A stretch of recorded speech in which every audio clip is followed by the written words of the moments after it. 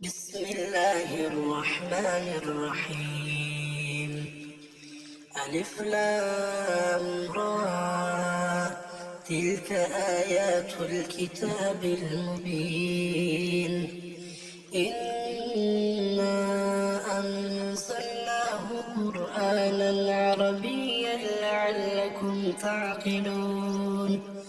نحن نقص عليك أحسن القصص بما أوحينا إليك هذا القرآن وإن كنت من قبله لمن الغافلين. إذ قال يوسف لأبيه يا أبت إني رأيت 11 كوكبا والشمس والقمر رأيتهم لي ساجدين. قال يا بني لا تقصص رؤياك على إخوتك فيكيدوا لك كيدا إن الشيطان للإنسان عدو مبين. وكذلك يجتبيك ربك ويعلمك من تأويل الأحاديث ويتم نعمته عليك وعلى آل يعقوب كما أتمها على أبويك من قبل إبراهيم وإسحاق إن ربك عليم حكيم. لقد كان في يوسف وإخوته آيات للسائلين إذ قالوا ليوسف وأخوه أحب إلى أبينا منا ونحن عصبة إن أبانا لفي ضلال مبين. اقتلوا يوسف أو اطرحوه أرضا يخل لكم وجه أبيكم وتكونوا من بعده قوما صالحين. قال قائل منهم لا تقتلوا يوسف وألقوه في غيابة الجب يلتقطه بعض السيارة إن كنتم فاعلين. قالوا يا أبانا ما لك لا تأمنا على يوسف وإنا له لناصحون أرسله معنا غدا يرتع ويلعب وإنا له لحافظون. قال إني ليحزنني أن تذهبوا به وأخاف أن يأكله الذئب وأنتم عنه غافلون. قالوا لئن أكله الذئب ونحن عصبة إنا إذا لخاسرون. فلما ذهبوا به وأجمعوا أن يجعلوه في غيابة الجب وأوحينا إليه لتنبئنهم بأمرهم هذا وهم لا يشعرون. وجاءوا أباهم عشاء يبكون. قالوا يا أبانا إنا ذهبنا نستبق وتركنا يوسف عند متاعنا فأكله الذئب وما أنت بمؤمن لنا ولو كنا صادقين.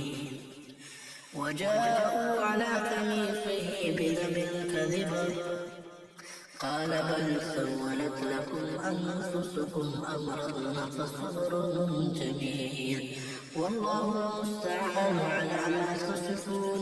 وجاءت سيارة فأرسلوا واردهم فأدلى دلوه قال يا بشرى هذا غلام وأسروه بضاعة والله عليم بما يعملون.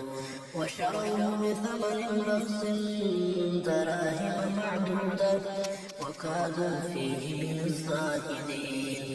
وقال الذي اشتراه من مصر لامرأته أكرمي مثواه عسى أن ينفعنا أو نتخذه ولدا وكذلك مكنا ليوسف في الأرض ولنعلمه من تأويل الأحاديث والله غالب على أمره ولكن أكثر الناس لا يعلمون.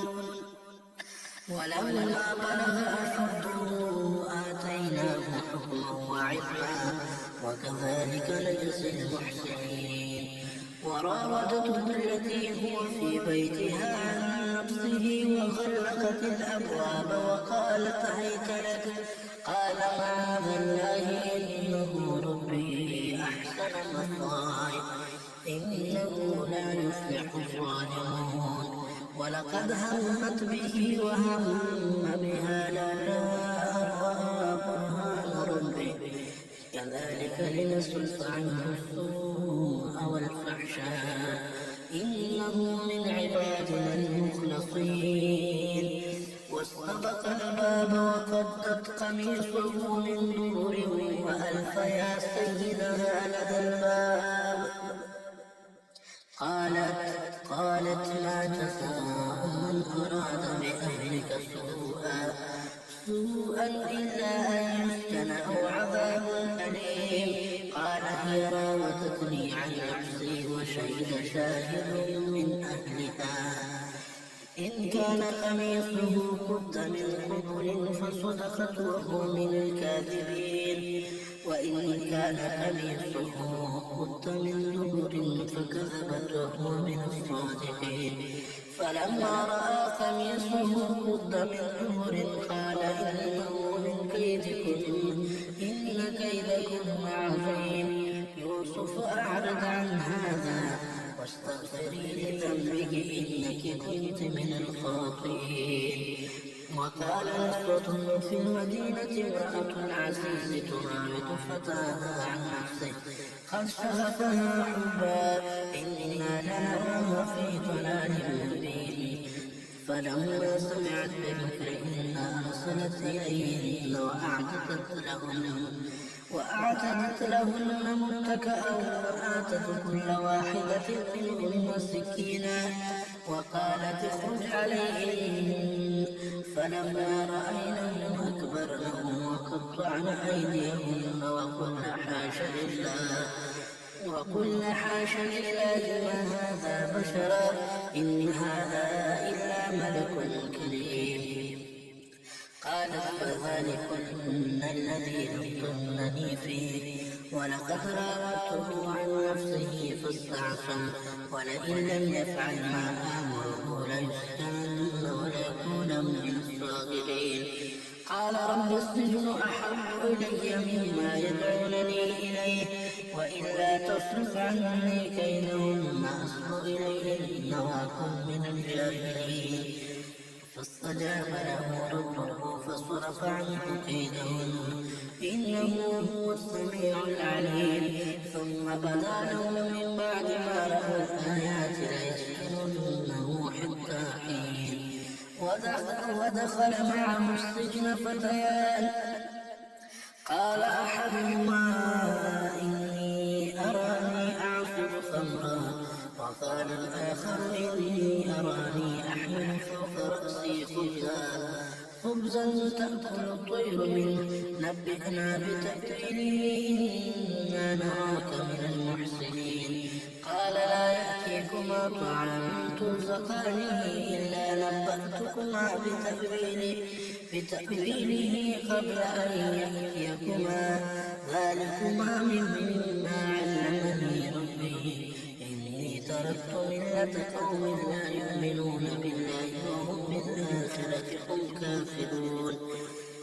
واتبعت ملة آبائي إبراهيم وإسحاق ويعقوب ما كان لنا أن نشرك بالله من شيء ذلك من فضل الله علينا وعلى الناس ولكن أكثر الناس لا يشكرون. يا صاحبي السجن أأرباب متفرقون خير أم الله الواحد القهار ما تعبدون من دونه إلا أسماء سميتموها أنتم وآباؤكم ما أنزل الله بها من سلطان إن الحكم إلا لله أمر أن لا تعبدوا إلا إياه ذلك الدين القيم ولكن أكثر الناس لا يعلمون. يا صاحبي السجن أما أحدكما فيسقي ربه خمرا وأما الآخر فيصلب فتأكل الطير من رأسه. قضي الأمر الذي فيه تستفتيان. وقال للذي ظن أنه ناج منهما اذكرني عند ربك فأنساه الشيطان ذكر ربه فلبث في السجن 9 سنين. وقال الملك إني أرى 7 بقرات سمان يأكلهن 7 عجاف و7 سنبلات خضر وأخر يابسات. يا أيها الملأ أفتوني في رؤياي إن كنتم للرؤيا تعبرون. قالوا أضغاث أحلام وما نحن بتأويل الأحلام بعالمين. وقال الذي نجا منهما وذكر بعد أمة أنا أنبئكم بتأويله فأرسلون. يوسف أيها الصديق أفتنا في 7 بقرات سمان يأكلهن 7 عجاف و7 سنبلات خضر وأخر يابسات لعلي أرجع إلى الناس لعلهم يعلمون. قال تزرعون 7 سنين دأبا فما حصدتم فذروه في سنبله إلا قليلا مما تأكلون. ثم يأتي من بعد ذلك